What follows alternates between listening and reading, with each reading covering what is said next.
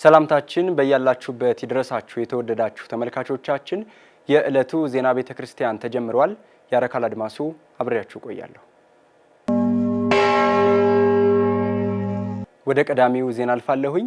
ብፁዕ አቡነ ሳዊሮስ የመንበረ ፓትርያርክ ጠቅላይ ቤተ ክህነት ዋና ስራ አስኪያጅ፣ የደቡብ ምዕራብ ሸዋና የሸገር ከተማ አህጉረ ስብከት ሊቀ ጳጳስ በመንበረ ፓትርያርክ ጠቅላይ ቤተ ክህነት የተለያዩ መዛግብትና ሰነዶችን ወደ ዲጂታል ይዘት እንዲቀየር ለተቋቋመው ኮሚቴ የሥራ መመሪያ ሰጡ። ብፁዕነታቸው ባስተላለፉት መልእክት ግቢውን የማስዋብ ማስተካከል የተጀመረው ሥራ እየሰራን በመጋዘን ውስጥ የተጠራቀሙ መጻሕፍትና ሰነዶችን በማውጣት ቦታ እንዲያገኙ እያደረግን ሲሆን ያለንበት የቴክኖሎጂ ዘመን በመሆኑ እነዚህን ታሪካዊ ሰነዶችና መዛግብት ይዘታቸውን ሳይለቁ ደረጃቸውን ጠብቀው አርካይቭ ማድረግ ያስፈልጋል ብለዋል። እስካሁንም ዲጂታላይዝ አለማድረጋችን ዘግይተናል ያሉት ብፁዕነታቸው ስራው ከፍተኛ ጥረትና ጥንቃቄ የሚፈልግ በመሆኑ በፍጥነት የተሻለ ስራ እንድትሰሩ በዚህ ስራ የተሳተፋችሁ ሁሉ ባለታሪኮች ናችሁ።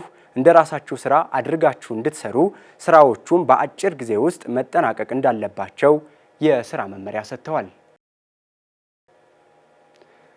አብይ ጾምን በምንጾምበት ጊዜ የተቸገሩ ወገኖችን በማሰብና በመርዳት ሊሆን እንደሚገባ ሊቃውንት አባቶች መልእክት አስተላለፉ። ፈለጉሽ አሻግሬ ዝርዝር አላት። በኢትዮጵያ ኦርቶዶክስ ተዋሕዶ እምነት መሰረት ጌታችንና መድኃኒታችን ኢየሱስ ክርስቶስ በገዳመ ቆሮንጦስ 40 ሌሊትና 40 ቀን በመጾም ባርኮና ቀድሶ የሰጠን አብይ ጾም ላይ እንገኛለን። በመሆኑም ሕዝበ ክርስቲያኑ ባህሪ ስጋውን ለባህሪ ነፍስ በማስገዛትና በክርስቶስ ፍቅር እርስ በርስ በመረዳዳት መጾም እንደሚገባ ተገልጿል። የብፁዕ ወቅዱስ ፓትርያርክ ልዩ ጽሕፈት ቤት ረዳት ጸሐፊ ሊቀ ሊቃውንት ኃይለ ሥላሴ ዘማርያምና መምህር ኤርሚያስ እንደተናገሩት አምላካችን በሚጾምበት ጊዜ ሰይጣን ያመጣውን ፈተና ድል እንደነሳው እኛም ስጋችን ከሚያመጣብን ስስት ወጥተን እገዛ ለሚያስፈልጋቸው ወገኖች በማካፈል መጾም እንደሚገባ ተገልጿል። ጌታችን አምላካችን መድኃኒታችን ኢየሱስ ክርስቶስ የተፈተነባቸው 3 አርእስተ ኃጣውእ ናቸው። ትዕቢት፣ ስስት፣ አፍቅሮ ንዋይ። ነገር ግን ጥንተ ጠላታችን ዲያብሎስ ጌታችን አምላካችን መድኃኒታችን ኢየሱስ ክርስቶስ በእነዚህ 3ቱ አርእስተ ኃጣውእ ቢፈትነው አምላካችን እግዚአብሔር ደግሞ በትዕቢት ቢመጣበት በትህትና ነው ያሸነፈው። እንግዲህ ትህትና እስመ በትህትና ረከበ ልዕልና ቅዱስ ሚካኤል። እንግዲህ በትዕቢት ቢመጣበት በትህትና ድል ነሶታል። በስስት ቢመጣበትም በትዕግስት ድል ነሶበታል። ጾም ማለት መተው መከልከሉና አሁን እንግዲህ በዚህ ሰዓት በፍስክ ጊዜ 3-4 ጊዜ እንበላለን። ዛሬ ግን አንድ ሰው መብላት ያለበት በቀን አንድ ጊዜ ነው፣ በዚህ ጾም ማለት ነው። ስለዚህ በዚህ በቀን አንድ ጊዜ ስንበላ የቁርሳችንን ለነፍሳችን ማዋል መቻል አለብን። ምክንያቱም መብላት የማይችሉ መስራት የማይችሉ አቅመ ደካሞች አረጋውያን አሉ። እንደገና አይን እጅ እግር የሌላቸው ሰርተው መብላት የማይችሉ አሉ። እነዚያን እየጎበኘን እነዚያን እየመጸወትን የኛን ቁርስ ለነሱ በመስጠት ነው መጾም ያለብን። እንደዚያ ያደርግን ከጾምን ከእግዚአብሔር በረከት የምናገኝበት ከእግዚአብሔር ምሕረት የምናገኝበት እግዚአብሔር የምሕረት ፊቱን የሚመልስበት ይሆናል ማለት ነው።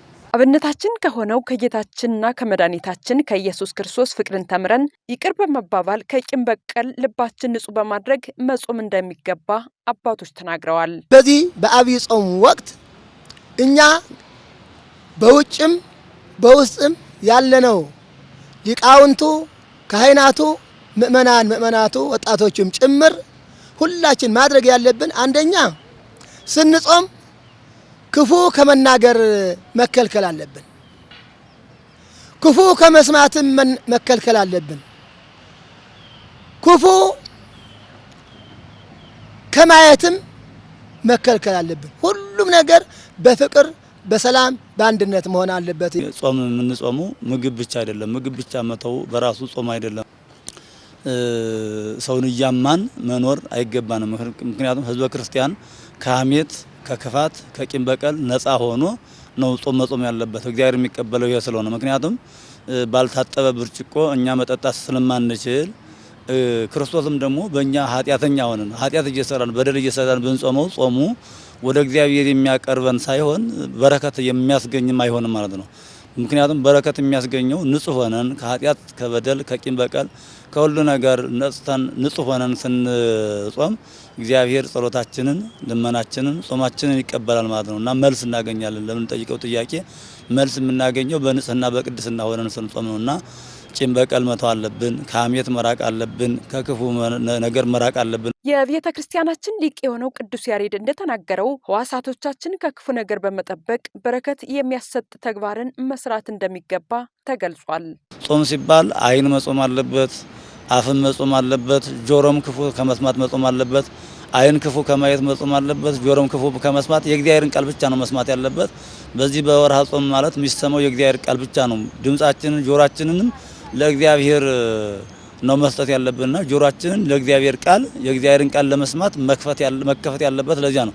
አፋችንን መከፈት ያለበት ለጸሎት፣ ለምስጋና፣ ለበጎ ነገር ነው እንጂ ለሐሜት፣ ለስድብ፣ ለክፉ ነገር መከፈት የለበትምና በዚህ ጾም ይሄን ያስፈልጋልና ስለዚህ ዓይናችንም ደግሞ ክፉ ከማየት ክፉ ነገር ከማየት መጠበቅ አለበት። እግራችንም ወደ ሌላ ወደ አልባሌ ቦታ ከመሄድ ወደ ቤተ እግዚአብሔር መሄድ መቻል አለበት። ወደ እግዚአብሔር ቤት መጥቶ ለጸሎት መቆም መቻል አለበት። እጃችንም መዘርጋት ያለበት ለምጽዋት ለጸሎት ነው መሆን ያለበትና አሁን እጃችን ለመማታት ወይም ደግሞ ለመስረቅ ወይም ደግሞ ሌላ ነገር ለማድረግ መዘርጋት የለበትምና በዚህ ሰዓት መዘርጋት ያለበት ለጸሎት ለምጽዋት ነው። የኢትዮጵያ ኦርቶዶክስ ተዋሕዶ ቤተክርስቲያን ስብከተ ወንጌልና ሐዋርያዊ ተልእኮ መምሪያ የ6 ወራት ስራ አፈጻጸም ሪፖርት አቀረበ። በቀጣይም በአይነቱ ለየት ያለ ሐዋርያዊ ስምሪት ለማድረግ ዝግጅቱን ማጠናቀቁን የመምሪያው ኃላፊ መላከ ሰላም ዳዊት ያሬድ አስታወቁ። መምህር መዝገቡ ጌታቸው የቅድስት ቤተ ክርስቲያንን አንድነትና አስተዳደር ለማጠናከር በ2009 ዓ.ም ለአራተኛ ጊዜ ተሻሽሎ የወጣው የሰበካ መንፈሳዊ ጉባኤ ደንብ በአንቀጽ 5 ላይ ያስቀመጣቸውን 4 ዓላማዎች ከግብ ለማድረስ ከአጥቢያ እስከ ቅዱስ ሲኖዶስ ያሉ አገልጋዮችና ኃላፊዎች እንዲሁም ምዕመናንን የሚመለከት ሲሆን በተለይም የስብከተ ወንጌልና ሐዋርያዊ ተልእኮ መምሪያ ቅድስት ቤተ ክርስቲያንን መጠበቅና አገልግሎቷም የተሟላ እንዲሆን ለማድረግ የቤተ ክርስቲያንን አገልጋዮች በሐዋርያዊ ተግባር ለማደራጀት ምዕመናን በመንፈሳዊ እውቀት ጎልምሰው በምግባርና በሃይማኖት ጸንተው በክርስቲያናዊ ሕይወት እንዲኖሩ ለማድረግ ቤተ ክርስቲያንን በገቢ ራሷን ማስቻልን ለመከወን ቀጥተኛና የጎላ ድርሻ እንዳለው ያሳያል። ይህንኑ ዓላማ ከግብ ለማድረስ ከ6 ወራት በፊት በኢትዮጵያ ኦርቶዶክስ ተዋሕዶ ቤተ ክርስቲያን ስብከተ ወንጌልና ሐዋርያዊ ተልእኮ መምሪያ ዋና ኃላፊ ሆነው የተመደቡት ክቡር መልአከ ሰላም ዳዊት ያሬድ እስካሁን ድረስ የፈጸሟቸውን ተግባራት እንዲህ ሲሉ ነገሩን። ቤተ ክርስቲያናችን የጀርባ አጥንት ተብሎ ከሚነገረው በላይ የስብከተ ወንጌል ጉዳይ ለቅድስት ቤተ ክርስቲያን ከጀርባ አጥንትም በላይ አይምሮዋ ነው ተብሎ ሊነገርም ሊያዝም የሚገባው ጉዳይ ነው። በዚሁ አግባብ መሰረት እኛ ወደዚህ የመምሪያ ኃላፊነት ቦታ ከመጣን ጊዜ ጀምሮ 6 ወር ሆኖናል። በዚህ የ6 ወር ጊዜ ውስጥ በርካታ ቁም ነገር ያላቸው ለቤተ ክርስቲያን ይጠቅማሉ ብለን የምናስባቸው ስራዎች ተከናውነዋል። ለዚህም ደግሞ የትኩረት አቅጣጫ አስቀምጠን ስለነበረ በትኩረት አቅጣጫችን መሰረት 3 የትኩረት አቅጣጫዎች ነው ያስቀመጥነው። አንደኛው ስልጠናን መሰረት ያደረገ ነው። ስለዚህ ይህንን የስልጠናውን ሂደት በሚመለከት በአግባቡ ሊሰለጥኑና ወይም ደግሞ የነበራቸውን ዕውቀት የበለጠ ማስታወስ የሚችሉበትን በባለሙያዎች የተዘጋጀ ማኑዋል በማዘጋጀት ስልጠናዎች ለሚመለከታቸው የቤተ ክርስቲያኒቷ የሥራ ኃላፊዎች ማሰልጠን ይቻል ዘንድ ከአህጉረ ስብከት ስራ አስኪያጆች ጀምሮ እንዲሁም ደግሞ ለተለያዩ የመምሪያው ሰራተኞች ተደጋጋሚ የሆኑ ስልጠናዎች ተከናውነዋል። ሁለተኛው የትኩረት አቅጣጫችን የሆነው የሚዲያ ዘርፉን ማጠናከር ነው። ሚዲያ ለአንድ ተቋም ወሳኙና መሰረታዊው ነገር ነው። የተሰሩትንም ሊሰሩ የታሰቡትንም ነገር ከማሳየትና ከማስተዋወቅ አንጻር ከዚህ አንጻር በመምሪያው በኩል እስካሁን ድረስ ያልነበረውን ማለትም በማህበራዊ ሚዲያ ዘርፉም እንዲሁም ደግሞ በሚኒስትሪ ሚዲያውም ዘርፍ በተለያየ መንገድ የነበሩትን ችግሮች ከመፍታት አንጻር መምሪያው አስቦ አቅዶ ማለት ነው። በዚሁ አጋጣሚ መናገር የምንፈልገው በኢቢኤስ ቴሌቪዥን የአየር ሰዓት ተፈቅዶለት ቀደም ሲል ጀምሮ የነበረውን እሁድ የሚተላለፈው መርሃ ግብር በተጠናከረና በተሻለ አቀራረብ እንዲሰራና እንዲከናወን ተደርጓል። በተጨማሪም ደግሞ የማህበራዊ ሚዲያ ገጾች ተከፍተው በአሁን ሰዓት አገልግሎት በመስጠት ላይ ይገኛሉ። ዩቲዩብም እንደዚሁ በማበልጸግ ላይ ነው ያለነው። በተጨማሪ ደግሞ ዘላቂ የሆነ ስራዎችን ለመስራት አመቺ ይሆን ዘንድ ዌብሳይት በማበልጸግ ላይ እንገኛለን። አልቆ አሁን ለምርቃት በዝግጅት ላይ ይገኛል። የሚዲያ ዘርፉን ከማጠናከር አንጻር እንዲሁም ደግሞ ፕሪንት ሚዲያውም ዙሪያ መጽሔትና በዜና ቤተክርስቲያን ጋዜጣ ዙሪያም ሰፊ የሆነ ጥልቅ የሆነ ጥናት ተከናውኖ እሱም በአሁን ሰዓት ዝግጅቱ ተጠናቆ ወደ ስራ በመግባት ላይ የሚገኝ ጉዳይ ነው። የኢትዮጵያ ኦርቶዶክስ ተዋሕዶ ቤተክርስቲያን መንበረ ፓትርያርክ ጠቅላይ ጽሕፈት ቤት የስብከተ ወንጌልና ሐዋርያዊ ተልእኮ መምሪያ እስከ አሁን ድረስ 6 ጊዜ ወደ ተለያዩ አህጉረ ስብከት ሐዋርያዊ ስምሪት ያደረገ ሲሆን በጀቱም ከአጥቢያ አብያተ ክርስቲያናት እስከ መንበረ ፓትርያርክ ካሉ ሰራተኞች በሚሰበሰብ 1% ገንዘብ መሆኑን ክቡር መላከ ሰላም ዳዊት ያሬድ ጨምረው ነግረውናል። በሶስተኛ ደረጃ ተቋጣጫችን የነበረው ምንድነው? ስምሪት ነው። ይህንንም የስምሪት አገልግሎት እስካሁን ድረስ መምሪያው ወደ 6 ጊዜ ስምሪት አድርጓል፣ በተለያዩ አህጉረ ስብከቶችና ቦታዎች ላይ ማለት ነው። አሁን ደግሞ በቀጣይም እንደ እግዚአብሔር ፈቃድ መምሪያው ሊያደርግ ያሰባቸው ጠንካራ ስምሪቶች አሉ። ስለዚህ በዚህ በ6 ወር ጊዜያት ውስጥ በርካታ ቁም ነገር ያላቸው ስራዎች ተከናውነዋል። ቢሮ ከማደራጀት ጀምሮ ማቴሪያሎችን ከማሟላት ጀምሮ በቤተክርስቲያኒቷ ውስጥ ሊሰሩ የሚገባቸውን ወደፊትም ደግሞ ቤተክርስቲያኒቷ ለምትሰራው ወይም ስብከተ ወንጌሉ ለሚያደርገው አገልግሎት ይጠቅማል ተብሎ የሚታሰብ መተዳደሪያ ደንብ ተዘጋጅቷል። ይህ መተዳደሪያ ደንብ ተቀርጾ ተዘጋጅቶ በባለሙያ ተጠንቶ ወደሚመለከተው አካል ቀርቦ በሕግ ባለሙያ ታይቶ አስተያየት ተሰጥቶበት በጠቅላይ ቤተ ክህነት አስተዳደር ጉባኤ ታይቶ ጸድቆ ወደ ቅዱስ ሲኖዶስ ተላልፏል።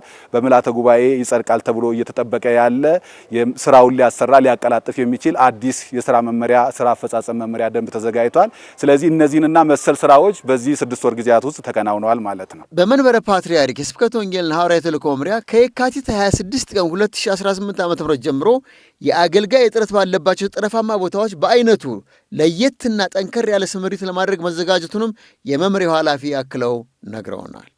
እንደ እግዚአብሔር ፈቃድ በአሁን ሰዓት ጠረፋማ አህጉረ ስብከቶችን በተለይም ደግሞ የአገልጋይ እጥረት ባለባቸው አካባቢዎች ላይ የግዴታ መደረስ ያለበት ጉዳይ ከመሆኑ አንጻር አስበንበት በአሁኑ ለመጀመሪያ ዙር ስምሪት ማድረግ ትኩረት አድርገናል። ልዩ የሆነ ስምሪት ነው የሚደረገው።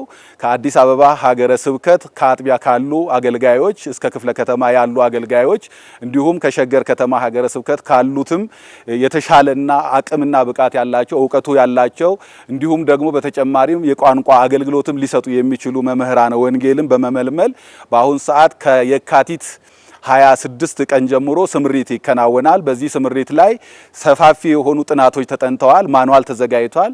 በዚሁ አግባብ መሰረት ስምሪቱ ሲከናወን ውጤት ያለው ስራ ይሰራል ተብሎ ይታሰባል። ጽርሐ ጽዮን ማህበረ ሐዋርያት ዘተዋሕዶ አንድነት የኑሮ ማህበር ካለው የጋራ በጀቱ ላይ በመቀነስ በሀገራችን ወንጌል በስፋት በማይሰበክባቸው ቦታዎች ላይ አገልጋዮችን በቋንቋቸው ስልጠና በመስጠት ወደ መጡበት ቦታ እንደሚያሰማራ ይታወቃል። የኢትዮጵያ ኦርቶዶክስ ተዋሕዶ ቤተክርስቲያን ስብከተ ወንጌልና ሐዋርያዊ ተልእኮ መምሪያ ይህንኑ አገልግሎት ለማገዝ በጀት መበደቡን አክለው ነግረውናል። በተጨማሪም ደግሞ እንደ እግዚአብሔር ፈቃድ ከዚሁ ከጠረፉ አካባቢ ካሉ 25 አህጉረ ስብከት ላይ የተለያዩ የቤተክርስቲያኒቷን አገልግሎት ፍላጎት ያላቸውን በሰንበት ትምህርት ቤትም በተለያየ መልኩ ያሉትን ወገኖቻችንን ስቦ በማምጣት ከማህበረ ጽርሐ ጽዮን ድርጅት ጋራ ማለት ነው ተነጋግሮ ወደዚህ በማምጣት በጀቱን በመቻል ስልጠናዎች እንዲያገኙና የ6 ወር ስልጠና አግኝተው እነሱን ወደ ነበሩበት ሀገረ ስብከት መልሶ ለማሰማራት ዝግጅቱ በአሁን ሰዓት ተጠናቆ ሂደት ላይ ያለ ጉዳይ ነው። የተወደዳችሁ ተመልካቾቻችን ለዕለቱ ያሰናዳነው ዜና ቤተክርስቲያን የተከታተላችሁትን ይመስላል። ሌሎች የጣቢያችን መርሃ ግብሮች ወደ እናንተ መድረሳቸውን ይቀጥላሉ። ከመርሃ ግብሮቻችን ጋር ጥሩ ጊዜ አሳልፉ።